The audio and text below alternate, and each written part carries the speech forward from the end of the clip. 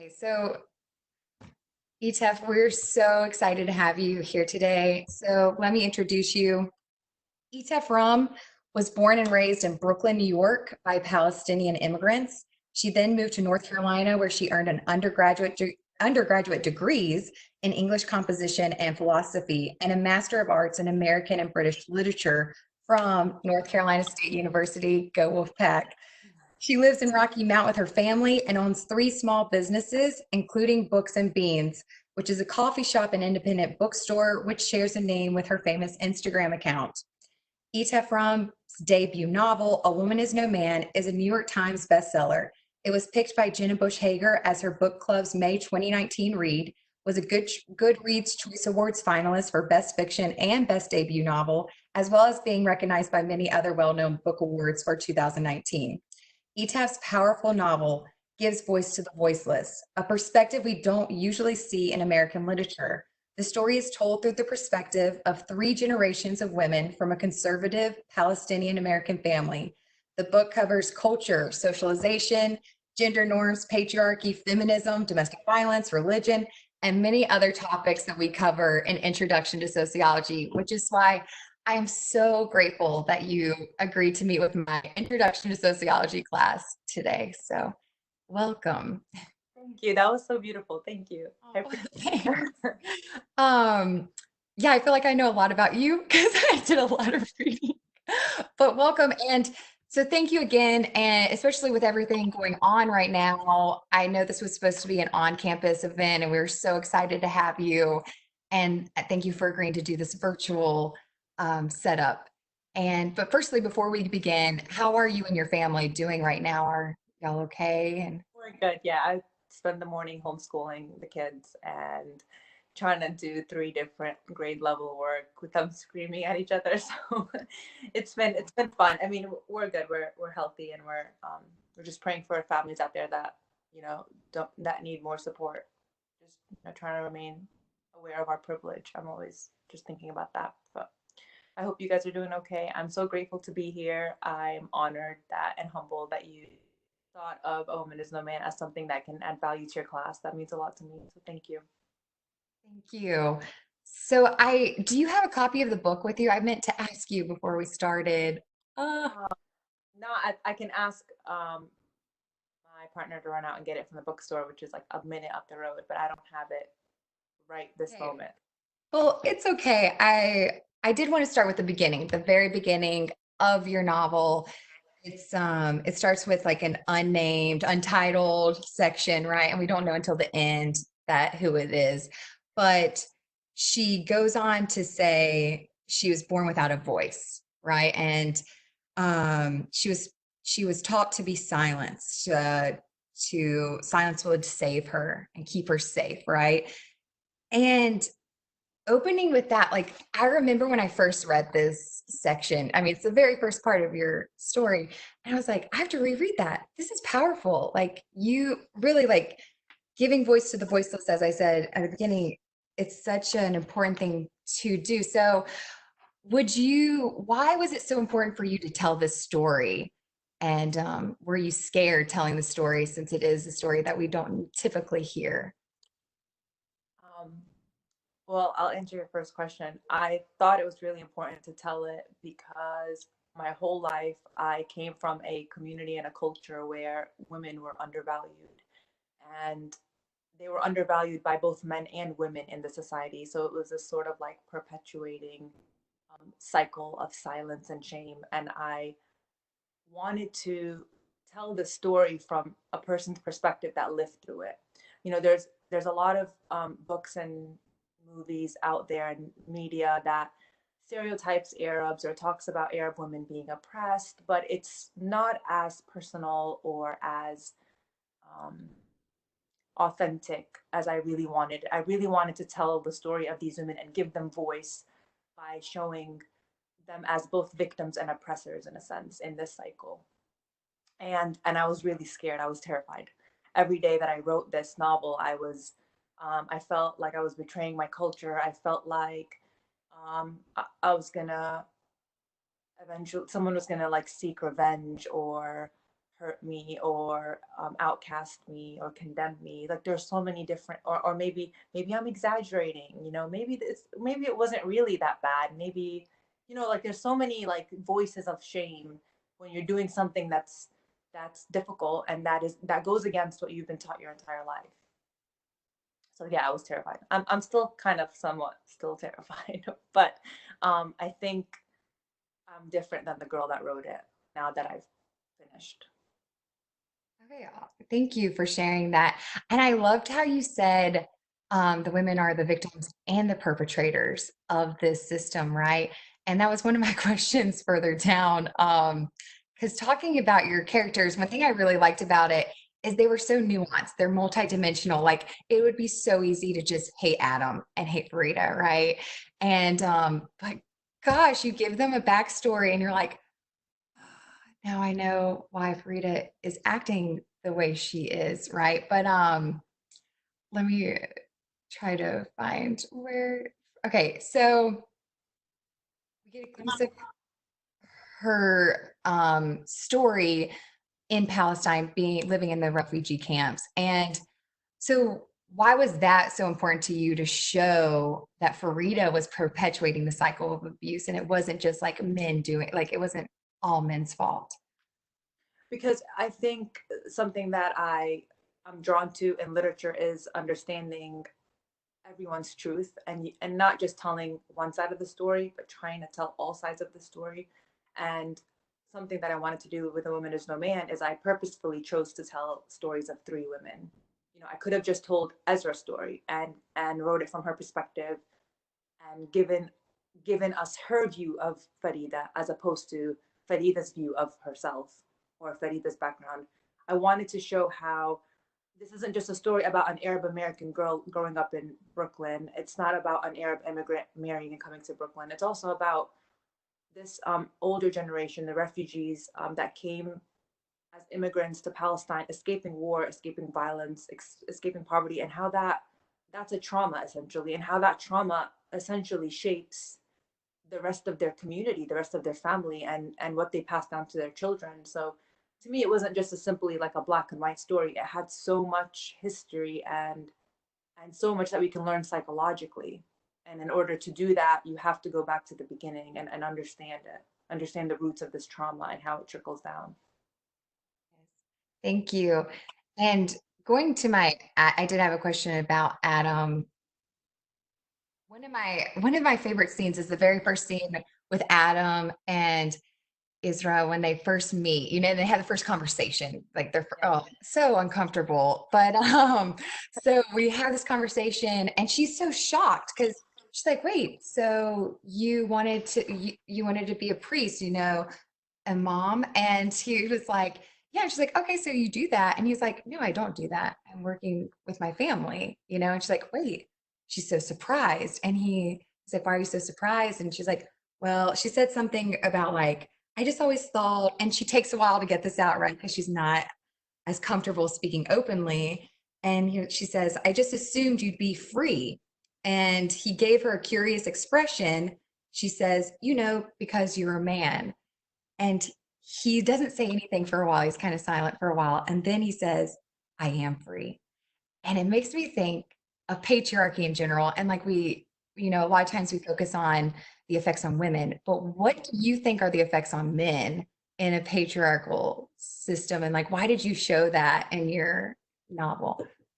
I'm so glad you asked about that. I haven't had anyone like purposefully ask about the scene, and I think it's so important because a lot of times people, when they think of the word patriarchy, they automatically just look at the women and they look at the effects that the patriarchy has as a woman, which are a lot, and not to undermine those effects. But I think we rarely look at the system as it's a system that is sometimes made not by the men, but it's just made by society in general. And it hurts the men just as much as it hurts the women because it places this burden on them and this like idea of masculinity and this idea, this self delusion that, oh no, I'm the man and I'm happy and I'm fine as long as everything else in the society is working, as long as the women are doing their job and everyone is in line in this patriarchy. And for Adam, he's just as easily a victim of the society that he comes from, a society where men are supposed to be the breadwinners, they're supposed to go to work and they're supposed to be the boss.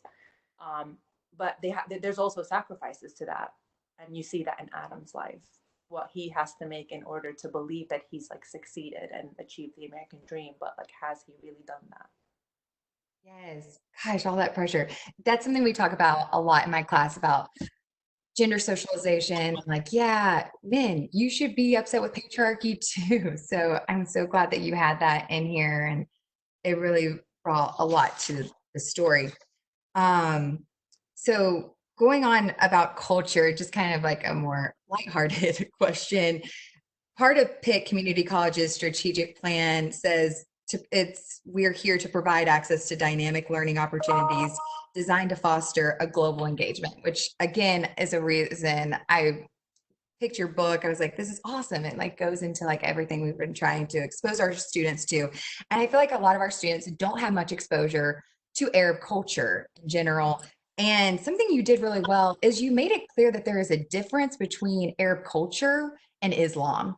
And Mhm. so would you mind speaking on like why you made that distinction?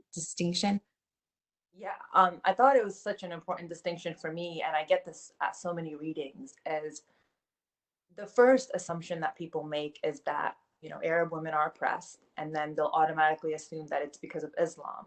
And we see this in the media, and I wanted to make that clear because they're two distinct things.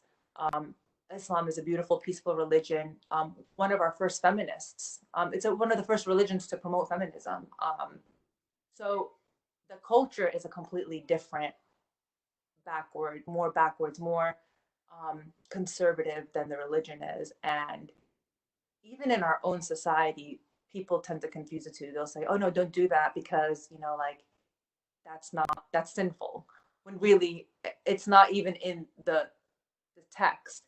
Um, and I just think it's really important because religion and culture are two driving things that control the way societies form and the way that society people think and act. I mean, even here in American culture, I mean, I think of America as a mostly Christian, in God we trust type um, place, but is American culture, sex, drugs, divorce, none of those are Christian values. So it's like I have to make that distinction in my text, considering that most people are ignorant when it comes to that. Yes, I appreciate that so much. And I said that question was lighthearted, and that was not the lighthearted question. The one that's lighthearted about culture, though, is I've actually had two Palestinian American students in the last year and a half, and we've had a good time, just having conversations about culture and socialization and stuff. And what was so interesting is both of these students, they identify as Palestinian, but neither of them grew up there or lived there at all. One grew up in Saudi Arabia, the other one was living in Yemen. And I was like, what makes Palestinian culture, distinct from other Arab cultures? And is the conflict with Israel like a big part of that identity? So, Yeah, I would. I mean, what was their answer to that? Did you ask them that? That well, like it's I interesting that they're identifying as Palestinian and they're you really grew up in Saudi or Yemen. Mhm. Yeah, because they were like, no, well, my dad is Palestinian. It's like that's how I see myself. And I was like, oh, okay, interesting, and he was like, because the one student that grew up in Saudi was like, I'm not like them. They're different. And I was like, oh, okay. I don't what are the stereotypes of what's going on? So I mean, I guess they didn't really give me an answer, clear answer, but Yeah, they were proud to be Palestinians. I think in the Middle Eastern world, there's a certain like pride with being Palestinian in a sense of we like growing up as Palestinians, we have so much history told to us because of the Israeli occupation, because we were wronged and we lost our land, and our grandparents have a story to tell. Like they have like really dirty, um, traumatic uh, stories to give us, and that's all we heard growing up on the dinner table, during breakfast, during Ramadan. Whenever there are stories exchanged, it's always about our history. It's always about Palestine and how our land has been taken from us, and how, in a sense, there's a sort of like misplaced or just like a sense of displacement, and like their identity is always going to be affected by that loss. And it even shows up in the way they're raising their kids. So I think that's what makes me, at least, always cling to Palestine. Even my kids who are 10 and 8 already know the story of Palestine. They already know, like I've already told them, like it's part of what makes us, I guess, who we are, because my grandmother being displaced, she passed that down to my parents, who passed that down to me. And um, I think it's part of who you are. It becomes part of who you are in a different than in Yemen or in Saudi, which maybe their histories are not as complicated as Palestinian history. Yes. Okay, thank you. Um, so the next topic is on socialization. We talk a lot about socialization in class and, just how our social interactions with other people, with our family especially, plays a big role in who we are. And a part of socialization is like the mass media you're exposed to. So, um, for Isra and Daya's socialization, something that was super important to them was literature, right? And so reading, the power of reading. And I I love that because, obviously I'm a reader. That's why I picked up your book. Before we started, before I signed this to my class, I was like, okay, by a show of hands, how many of you like to read? And there were like a handful of students, right, that were like, oh yeah, I really enjoy it. Most of them were like, really, you're going to give us an extra thing to read? Like, we don't have time to read the textbook or whatever. So thinking about that, like, can you imagine like, how would Dea and Ezra's life be different if they did not find literature? Like, what if they didn't find these stories? How would their socialization, how would, like, could they have ever made it to the point they did without that? Or is that like the critical piece? That absolutely not. They would not have made it to that point.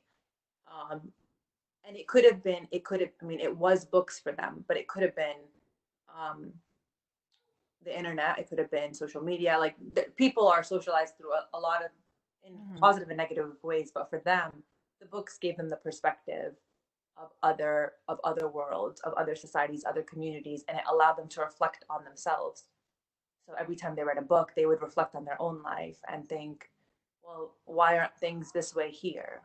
Or maybe wonder how things would be different if they left. Or there's always this comparison whenever you open a book, whenever it's a bridge to another culture, another world, another way of thinking. So I find it impossible for them to have changed or even had that like sort of introspection without the books, for sure. Yes. Yeah, I totally agree. And what would your message be? I mean, I know do you still teach at a community college or no? No, not currently. Okay, so I mean, I'm sure you came across this, especially if you're teaching literature, right? And like, Mhm. hey, y'all, get really pumped about this. This is going to change your life. I mean, what message do you have for students when it comes to reading, or like, are there books that you're like, this will get you into it? Like recommendations for students to get into reading, or I don't know. That's a tough question. Sorry. I mean, no, it's fine. I mean, I can't recommend anything right off the bat. I mean, the last book I read was Writers and Lovers by Lily King. It was outstanding. Um, and I can't remember what I read before that. But I will say that for those of you who are skeptical about reading, I used to tell my students that every time you read a book, your life completely changes. And what I mean by that is you are no longer the person that you were before you read that book. The amount of knowledge and emotion and empathy that you gain from a story of fiction or nonfiction, it completely changes the person that you are. Same thing for when you walk into a bookstore or a library, you walk out and you have this thing that will literally add an experience to your life that changes you and moves you and alters you just by a little bit. So every time you read a book and you're changed and you're growing even without knowing that. So it's just so important for anyone that's seeking awareness and growth to be able to open up a piece of literature or nonfiction and allow that to happen. Thank you. That was so beautiful. Yes, I get changed a lot. Constantly changing, which is great. And that's why your book is so powerful because it is changing you. Because I don't have that much experience with, you know, Arab women and especially Palestinian American women. So it did change. It made me empathize with them way more than I ever have. So exactly, I totally agree. So, um, something I did want to talk about, we talked about like culture and cultural universals. So, cultural universals are elements that are apparent in all cultures. So, one would be marriage. So, in all cultures, we have some idea of marriage. It looks different depending on which culture you're in. And marriage in your book covers like arranged marriage. And for my students, that for most of them, that would be a foreign concept. They can't imagine getting married without love preceding the marriage, right? And, a marriage without love, that's unthinkable in mainstream American culture. So, thinking about that, um, with marriage, though, we do have a high rate of divorce here in America. Whereas in Arab nations, the divorce rate would be lower. Um, I don't know. I'm just trying to think like, but there's has to be a balance there. Like what is the benefit of divorce though? Like we get criticized as Americans of like maybe devaluing marriage, but isn't divorce like an important thing to have as an option? And if Ezra would have had that, would that not have changed the outcome of the story? Yeah.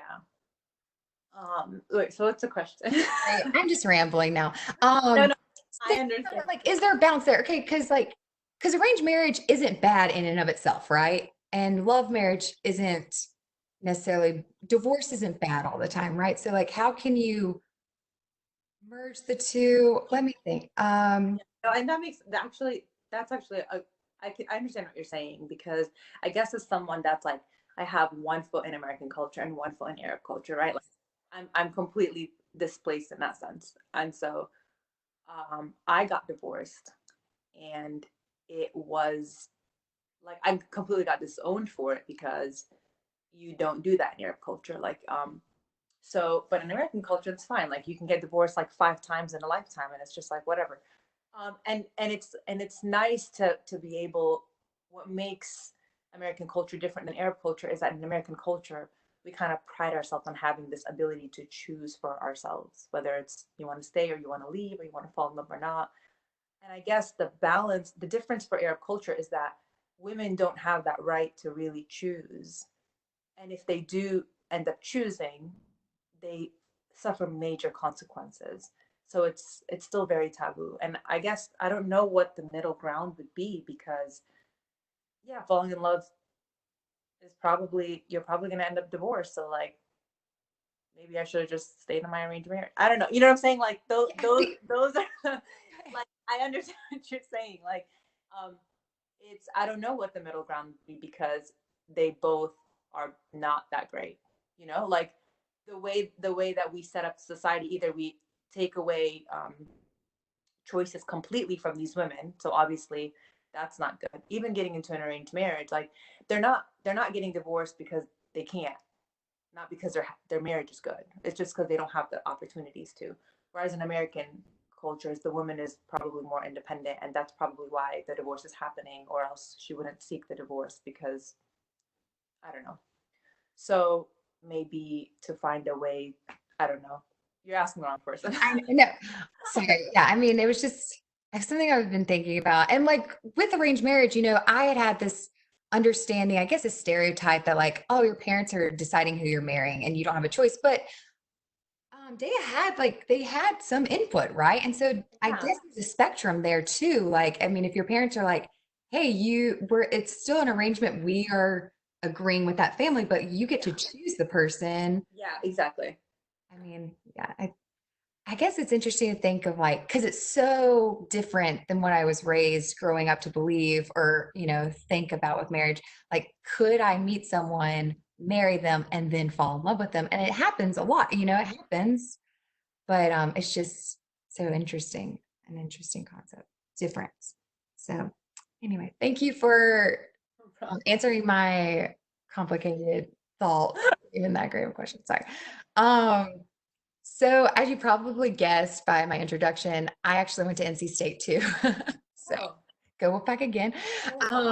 And thinking about higher education, because for my students, they're here and they're going to be watching this recording, even for those that aren't here right now, what would you tell them has been the importance of higher education in your life? Like how important has that been? Like, what's the importance in general? Um, to me, the importance was that it gave me having those degrees, having, first of all, the education that came with the degrees. So I learned and I grew as a person in a way that I could never have done without going to college. But also, what practically what having degrees meant, which was that I no longer relied on a chance of getting a job or a career. I was able to secure my future, and I think that is really important. Like the stability and the security that you get from completing a degree, along with the growth, is just you can't. It's priceless. Um, so yeah, I would encourage everyone to get a higher education degree, at least an associate's, if not more. That's the least that you could do to maintain stability in your life and to make sure that you never have to rely on anyone. Yes, which I guess kind of answers the other question too. Like, so if you have those options, you can get out. Um, One of my students' favorite topics is culture shock. We talk about culture shock where you face a different way of life and you feel uneasy or uncomfortable. You're like, what's going on here? So this isn't about your book, but culture shock. What culture shock did you experience moving from Brooklyn to Rocky Mount, North Carolina? I mean, is that not two different cultures or was it not that big of a difference? I would say for me personally, it wasn't a huge difference for me personally because I grew up very sheltered. So I wasn't like your typical New Yorker who did everything. I was a kid. I never left the house without my parents. So in that sense, I didn't really have much to compare to. I've never gone partying or any of the stuff that you would typically associate with like New York City, flashing lights, a lot of people. So in that sense, it wasn't like that much. What was a culture shock for me though was the diversity. I grew up in a very diverse neighborhood with Greeks and Asians and Arabs and Puerto Ricans and so many different beautiful cultures, so many different beautiful foods and languages that I heard multiple times a day when I was, at the grocery store with my mom or at the mall. And moving to North Carolina was very, very different in terms of the racial dynamics and just how southern everything was. I mean, I don't know how else to say it. And in good and bad ways. In good and bad ways. I mean, I'm so grateful to be raising my kids here, but it took me a while to get used to and to fit in, especially as an Arab woman. Yes. Yeah, I mean, I could just talk to you all day about that and like your experience and social interactions, because that's the status in society that we've been talking about in our class, and like how that shapes how people see you. And that might play as like a master status, like that's how they define their interactions with you. And so it's so interesting. Um, Well, have there been shocks like now that you are, living a freer life? I don't know if that's the right way to say it, but, are there things you're like, wait, people have been doing this? Like, this is something y'all do? This is strange, or it's, Yeah, I don't know, because I'm not like, I mean, I'm living a freer life, but I feel like I still live pretty conservatively. Um, I'm still like working a lot and just taking care of the kids, but I can see how if I was more, so no, not like a shock, but yeah, every day I learned things that were like inconceivable.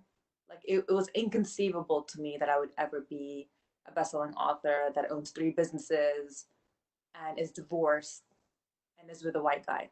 Like that's inconceivable. You know what I'm saying? That's inconceivable. Like the girl that moved here at 19 years old in an arranged marriage would never in a million years have told you that in less than a decade, like she was gonna throw everything. You know what I'm saying?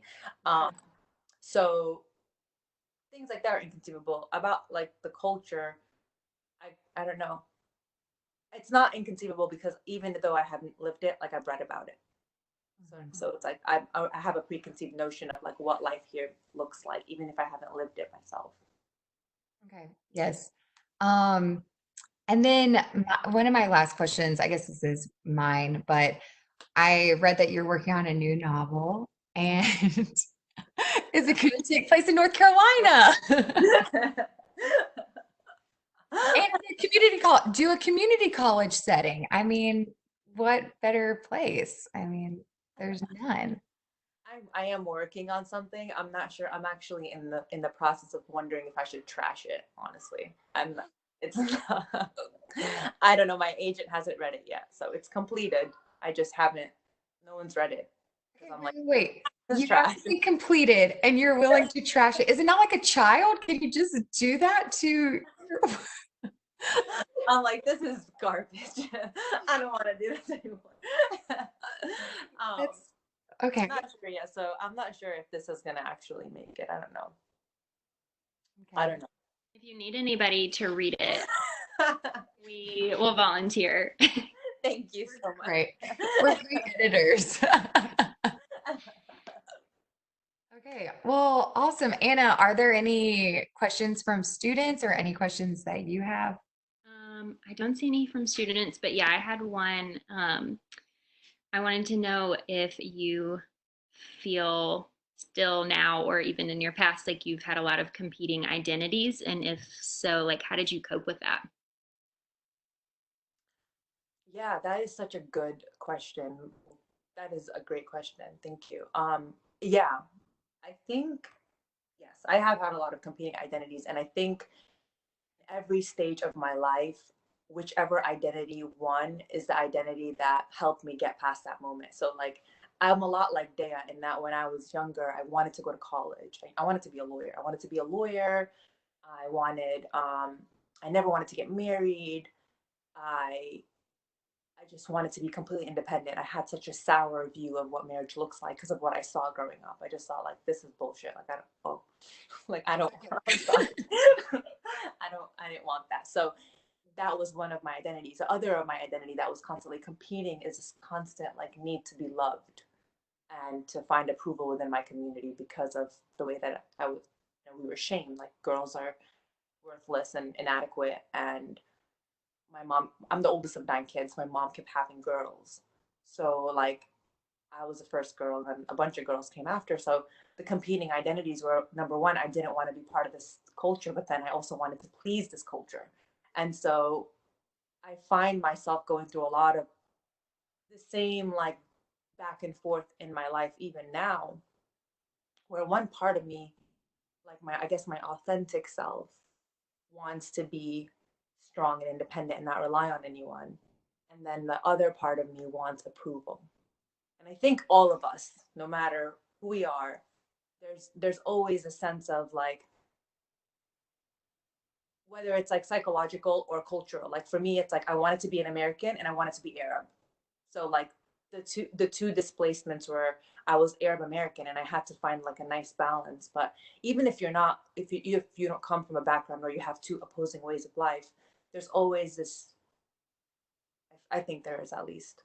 You're always trying to like live an authentic life, but then like some ego comes in and you're not sure. I don't know. I'm rambling, but yeah. Yes. Thank you.